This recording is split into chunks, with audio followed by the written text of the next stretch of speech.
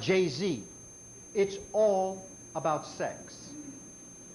It's all about a man placing his reproductive organ within a woman's reproductive organ. That's what it's all about. That's what sells.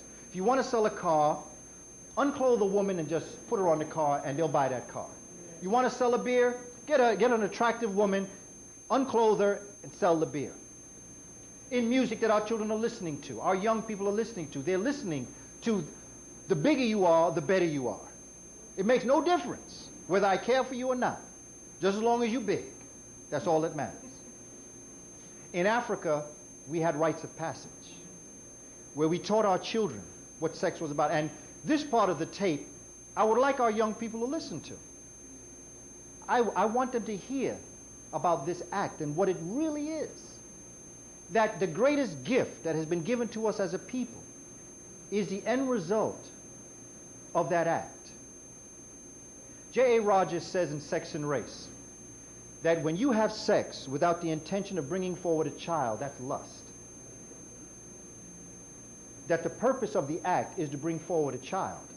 So anyone who engages in the act may enjoy the act and a child not come, but don't be surprised and upset if a child does come. Because the most ignorant thing I've ever heard a person say is, after having the act, I don't know how this happened.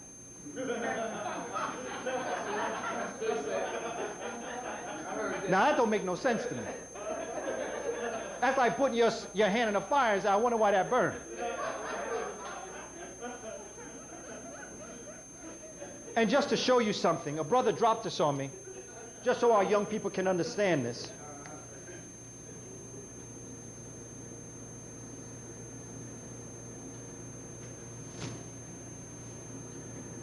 Number 1, number 2, and number 3. Let me start with number 2. Number 2 is a microscopic opening point to a condom.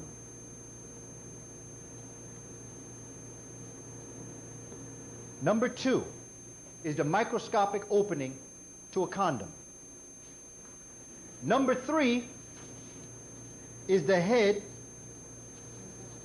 number 1 of sperm.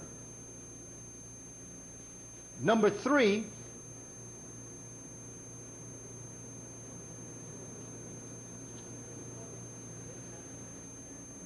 is that entity that will enter into your system that will give you HIV and will result in AIDS. We're telling our children to use a condom, knowing you may not get pregnant when you use a condom, but if they got HIV, so do you. Because as you know, this can't fit in here, but this can. Condom don't help you. All right. And the greatest way to give you AIDS and spread it out is to put it where? In the condom. Exactly. Could very well do that. Why do you think they give them out free in the so-called black community? It could very well be. But the one thing we know is that when we were in Africa, and we used to teach our children how to conduct themselves, that sacred act that brings forward life also brings forward death. The abuse of it in any way, shape, and form, just like you have God and the devil, you have good and you have evil. For everything that exists, it's not the entity itself that you should be concerned about, it's how you use it. And so we have to teach our children the truth. If you're going to engage in it, don't put a condom on and think you're safe. There is no such thing as safe sex. And we got to teach our children this. See, in Africa, before the European had contacted us, we did not have communicable disease like this. They brought communicable disease to Africa. Why? Because they are sick from within. Now, we in Africa, in the many nations of Africa, in the hot climate, we got sick by a mosquito that came in and got us, or a tsetse fly that came in and got us, or a food that we ate that had something in it that we shouldn't have eaten. We got sick from the outside that infected the inside. Europeans are sick inside and sneeze, cough, talk, breathe out, and they send their sickness from inside out. That's what a communicable disease is. You communicate it.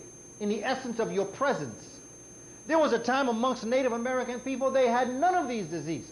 The common cold was unheard of in Africa. Gonorrhea, syphilis, didn't exist. This is what we have to teach our children.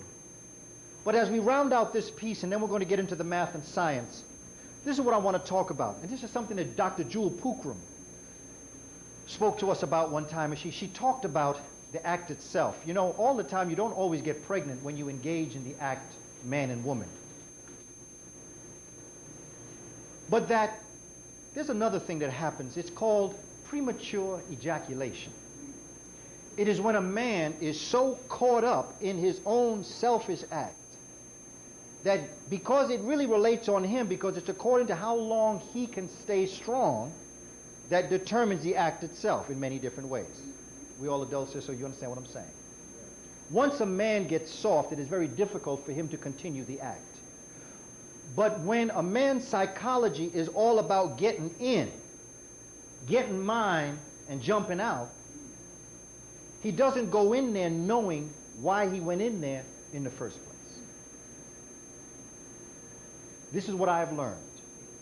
And if I could teach anything to a young brother, I'd want to teach him this. Melanin, the production of melanin in the human body, is in every organ and gland, as we've spoken about. In a reproductive organ, in a female, it is a magnet. The egg becomes a magnet. This is why they say we populate like rabbits. Because when the magnet of the woman relates to the electricity of the sperm, in other words, as Sister was saying, that whole spermatozoa is just moving quickly. Once it comes out, it goes through. And it starts swimming. Remember the wave that we talked about. That wave that he creates and that wave that she creates, the magnetism and electricity are the principles, one of the first principles, one of the first laws of the cosmos, because together they create electromagnetic reaction. So that the egg is a magnet that draws the sperm. This is why the first thing that Europeans should have done was gone out there and get themselves somebody black. Because a white woman does not have the magnetism in her egg that a black woman has, but mating with a black male, she makes up for it because the electricity in the black male can at least get the egg, get the spermatozoa to the egg. The white man should have found himself a black woman because the lack of the electricity in the spermatozoa of the white man could be made up by the magnetism of the black woman's egg. So the reason why you might see them at zero population growth is because they have non-magnetic eggs and non-electrical sperm. Whereas amongst black folk, that electricity and that magnetism is going at such a pace that it is happening constantly. So that we don't have a problem with having children. That's right. It's not to mean that we have children all the time. It means that, and all human beings have melanin. But it is the ability, it is the life system that promotes the building, the creation of melanin that we have to focus on. And black folk, from its inception, have a wonderful way of making melanin. Because melanin becomes a byproduct after a while. It's the making of it that creates the life process, as above, so below. But during those times, if I could speak to the brothers, that you enter a woman, there is a sacred act occurring that in fact it is like putting a battery in a recharger. That the act of copulation, of engaging with the opposite sex, literally builds you up and gives you strength and can actually bring you to levels of consciousness. This is why they say, as far as a black woman is concerned, once you go black, you don't go back. And this is not a myth. This is very real. Biologically and physically speaking, what a woman can do for a black man sexually goes beyond explanation in terms of who we are as a people. Now, where does this serve? This serves in the rites of passage. When the elder men would take the younger brothers out into the field and talk to them and teach them about that African woman that's back there in the field with the sisters, that's teaching her about her role. We're losing